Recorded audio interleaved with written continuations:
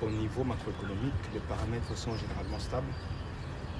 Il y a une maîtrise du taux de change qui se situe aujourd'hui à l'officiel à 1 franc congolais, à 1 dollar américain pour 1995 francs congolais et au parallèle à 1 dollar américain pour 2039 francs congolais.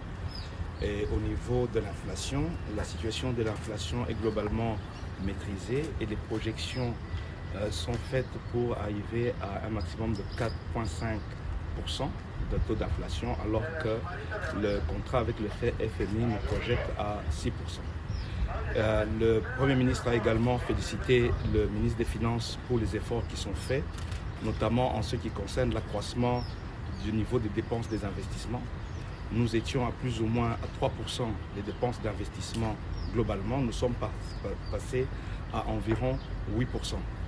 De même, il a été constaté la fraude persistante dans le secteur minier. Notamment, il a été arrêté au niveau du Lualaba, 17 conteneurs de 40 tonnes de cobalt.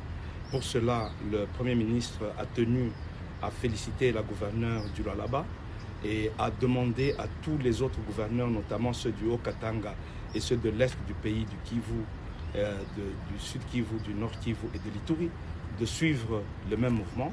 Il a demandé que toutes les dispositions soient prises pour que les auteurs de ces fraudes soient sévèrement sanctionnés.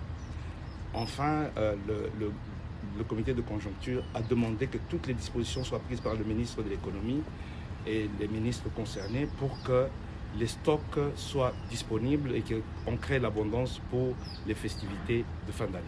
Voilà un peu en résumé ce qui a été dit aujourd'hui.